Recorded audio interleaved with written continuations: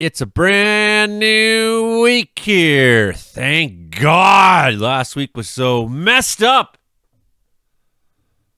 Okay, I'm back now. Yeah. Last night there, Wells had its annual Christmas dinner there, sponsored and brought to you by Barkerville Gold Mines. I didn't go. I had chicken pot pies here.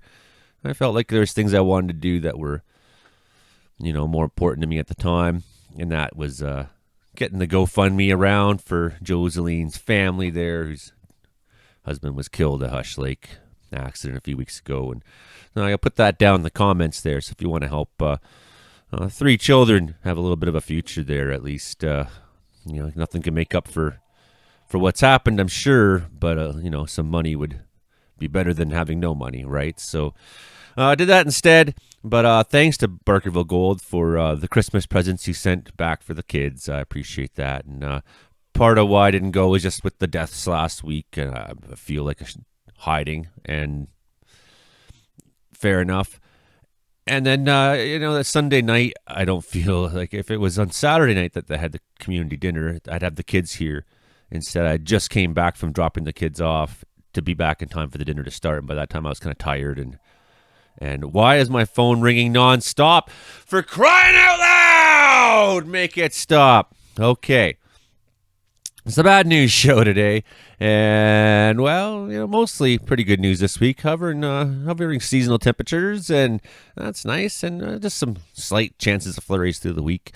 And it's really not till next weekend that the big weather show comes up. But we'll look at all the details anyways and try to get through it all with you. So, here we go, folks. The bad news show. Let's go. There it is. This is bad news. My God. Falling out right now. Anything could happen. Get on! Wow. I'll watch the video later.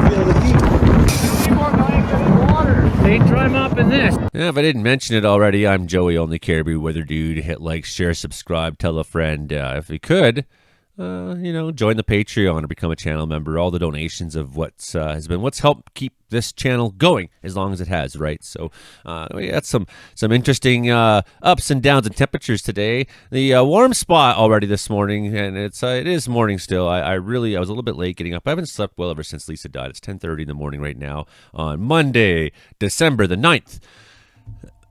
Wow, it's every 10 seconds ringing. I'm going to go unplug it. Do you understand how crazy it is to be me sometimes? I come live in the mountains because I want space. I never seem to get any. Hot spot in British Columbia is at Kumshiwa Island.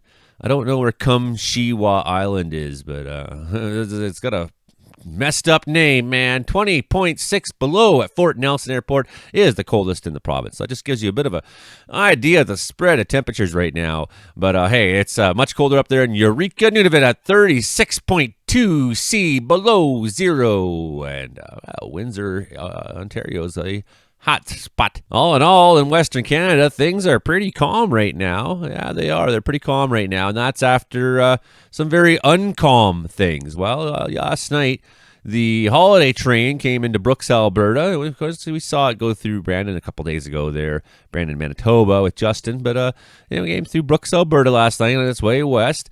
And before it got there, the winds were just screaming. Brandon Houck was out there in it. It's got pretty nasty out here out by Clooney now. Really strong winds and snow. We got blowing snow, especially on the highways that got at least 2 vehicles in the ditch on the Trans-Canada Highway. And it is nasty out here. My goodness. And we're gonna make our way closer to Brooks. But we're getting big warning zone. We're expecting at least gust 90 kilometers now. Bursts of snow to continue as we move our way towards the east there. So stay tuned for updates. Whoa, nasty out here. But then by the time the holiday train came, there was pretty much no wind, and the mayor of Brooks, Alberta got up there on stage and said, Brandon Houck, thank you for making the winds stop. So Brandon was all happy about that. He's such a funny, quirky guy. He's like, the mayor said I stopped the wind, You're awesome, Brandon. I just love you so much, buddy. So there is that vicious weekend through the prairies, and that has now subsided. pretty much all together. Let's get on the details. What's left? The Dempster Highway, it's been just a miserable place, right? So, it's blowing snow advisory up there is going on. We had people were talking about after this accident too, all the realities of our weather. And I was saying to people too, like, we're really dismissing, that's just winter, and we have this sort of attitude. And I'm not saying that the victim of that accident did. I mean, as a society we do, and it's a dangerous attitude that, we're just kind of throwing out there like, oh, it's just winter.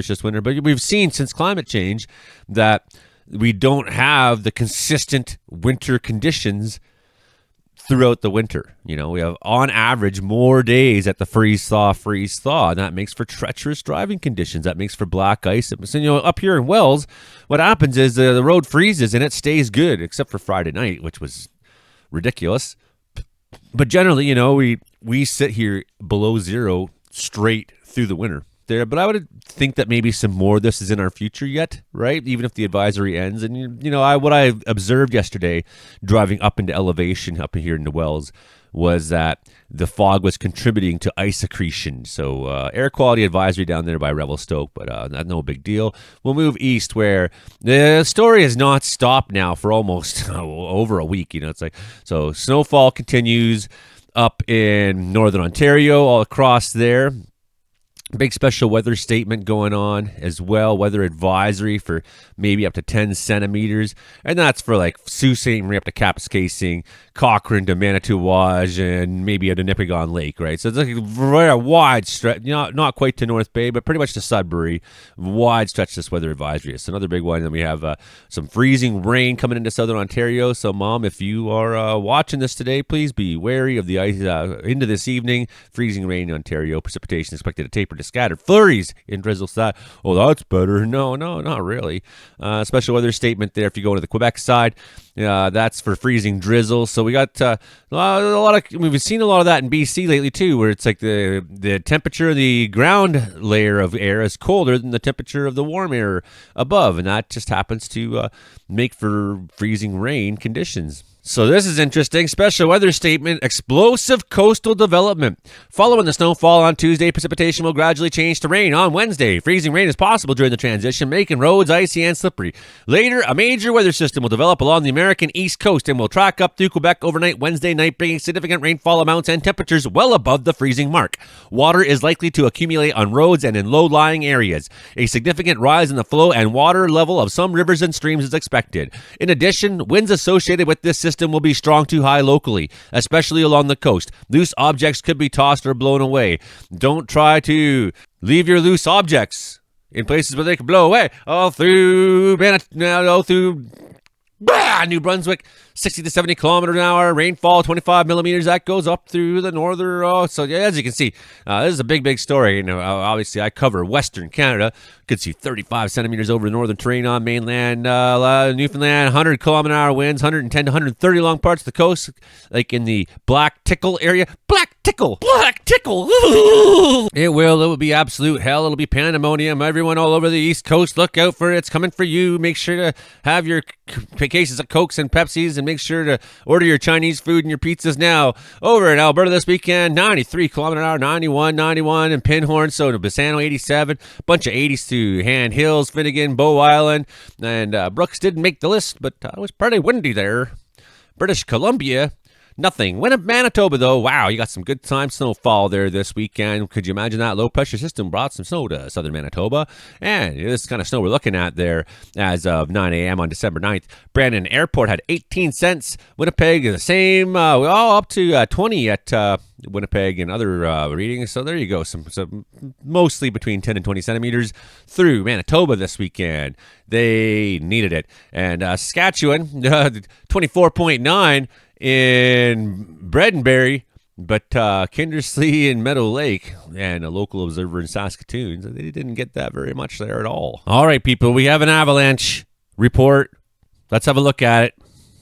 You know how sometimes this makes me feel. Bear encounter, large grizzly, submitted by Gregor Wood 95 on Friday, December 26th. So this happened on Friday, December 26th. He was out there. He skied over a grizzly den at Trespass Ridge. A Trespass Ridge. You trespassed on a grizzly's property there at Trespass Ridge. The bear defensively charged toward us before running down the slope. There was no injuries there on skis. I guess they managed to keep moving fast enough that the bear said, well, I'm tired and I don't really care that much, I guess. Get out of here. Rah. Still, that's kind of nightmare material, you know? Yeah, I'd say that's kind of nightmare material, right? Ridge of high pressure has begun to establish itself as a dominant feature, ushering in fair weather for today and Tuesday. I'm looking forward to it. Weak trough will approach the west late in the day on Tuesday, though, bringing some precipitation to the BC coast and northwest on Tuesday night and Wednesday. So that's basically our flurries are going to be attached to this guy when he moves on in this week. And by flurries, I don't think we're looking at anything too major. No, not too major at all, right? Now, mostly we're sitting kind of in the nice until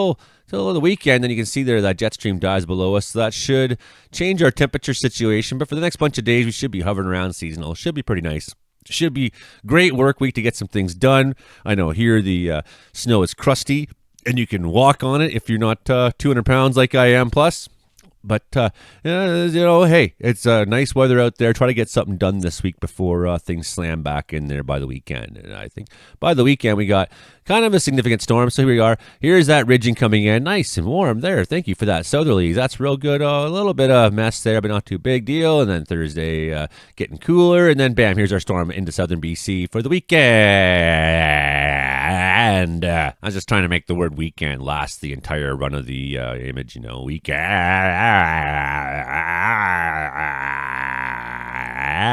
So just to show you all that we have nothing really to worry about, look at that H there, 10, 35, 10, 36. That's how good. Some good H's there. So we got some bunch of H's there, keeping things on the sunny side. Keep on the sunny side, always on the sunny side. Keep on the sunny side of life. Woo! There we go. Keep it on the sunny side there. Tuesday on the sunny side. Let the sun shine in. Face it with a grin. Because Donald Trump wins and the world is full of sin.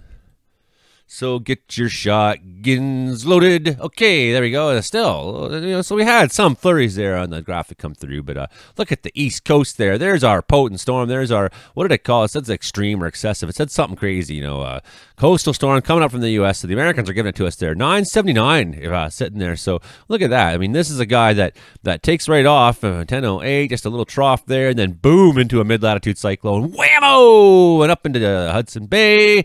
And look at that. Some darn strong winds there as you get up to the north, especially you're out northern Quebec, northern Ontario. You're on that Hudson Bay for whatever reason. It's probably you're a polar bear. You're chasing after seal, and the wind is just blowing that seal right over into Greenland. You're like, come back, seal! And no seal for you. But there's our developing low. Time for the weekend. It hasn't quite started. So, we'll see about the timing on this. Right now, it's the timing saying, well, look for it on Saturday to show up in BC.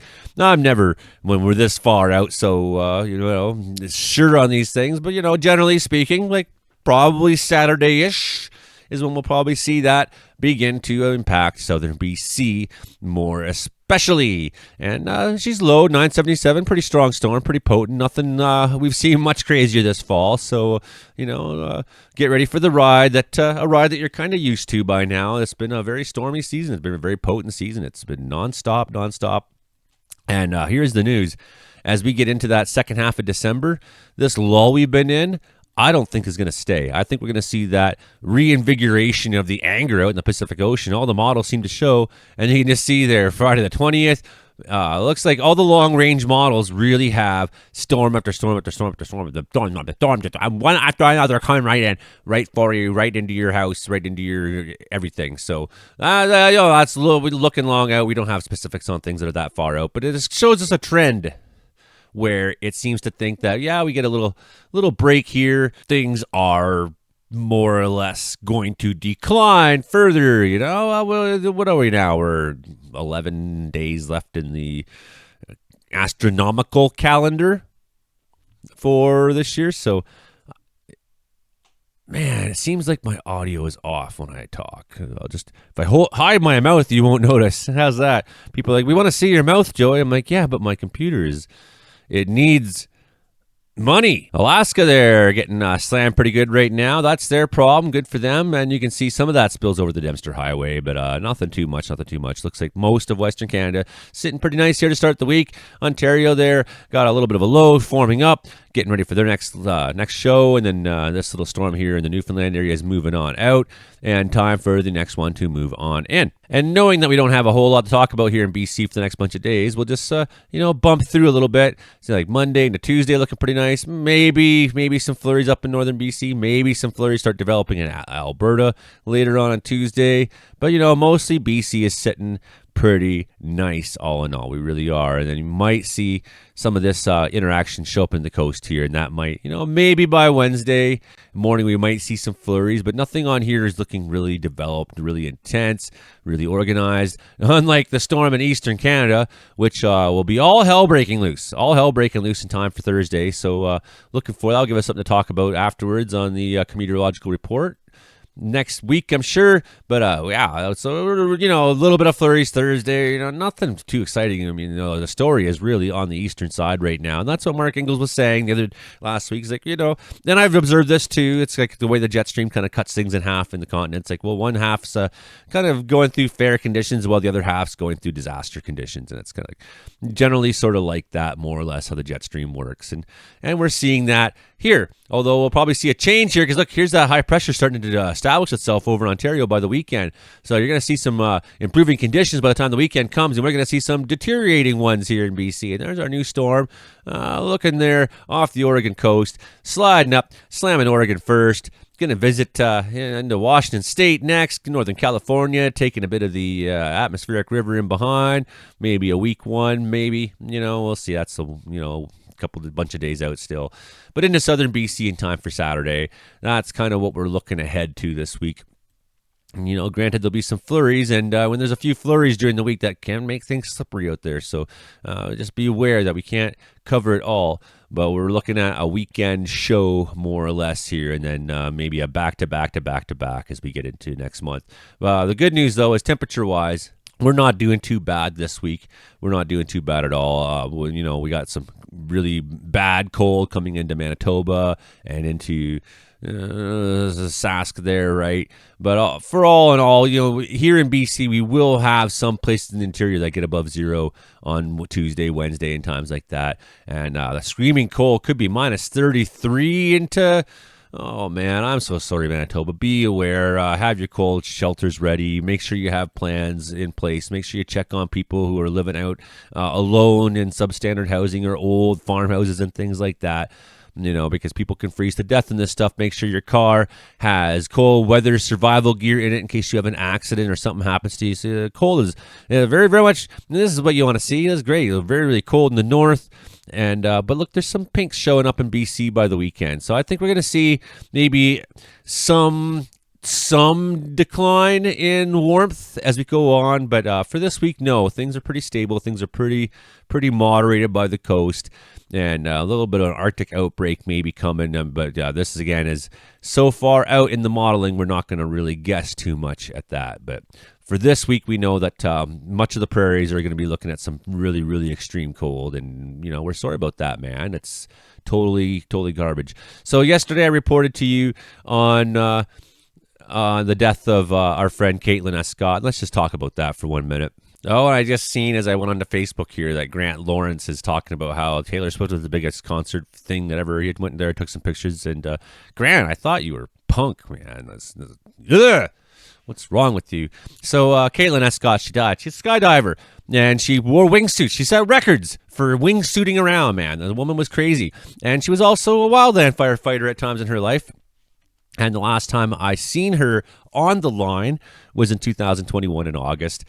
And I was just showing up to the fire, and I was like, Katelyn, you're here? She's like, yeah, I'm running the crew. And, oh, yeah, how long, what day are you on? She's like, I'm on day 13. We're going home tomorrow. I was like, oh, yeah, I guess we won't get a chance to work together. But I did see her there, and and seen her check out the item. Bye, Katelyn. We'll see you back at Wells sometime. And so Karen Jeffrey wrote a great thing here. Karen Jeffrey, who's her and Dave, they own the Sunset Theater here in Wells, and Carrie Gold there, Katelyn's mom, one of my great supporters in life and good friends now for almost 20 years here in Wells. And Katelyn died on December 5th, taking her last base jumping flight off the Chief in Squamish. Carrie called Karen and she was grief-stricken because Carrie has 5 kids. And Katelyn and her sister Reba became very close to their family, and I would also, that's kind of the same for me. Those are the 2, and Corey, the 3, the other 2 kids. I know them, but it's just if you're in Wells a lot, that's who you're going to get to know. We want our children to surpass us beyond our own boundaries, figuratively and in Katelyn's case, literally. As a parent, it's terrifying mostly because we can't see past our boundaries. It's impossible. It takes a child to show us what we can't see, sometimes what we don't want to see. It's a constant struggle of letting them go or holding on. We don't have a choice. You love them with all your might, and if they let you, they will take you on their journey. Carrie did that. Katelyn could fly because Carrie gave her wings. They spread wide and were strong and beautiful. They were wings made from a warrior bird, no gilded cage for this little sparrow. She was tough, man. Rather than turn away, Katelyn would jump. Carrie became her biggest cheerleader. She never flinched. She even flew next to her sometimes.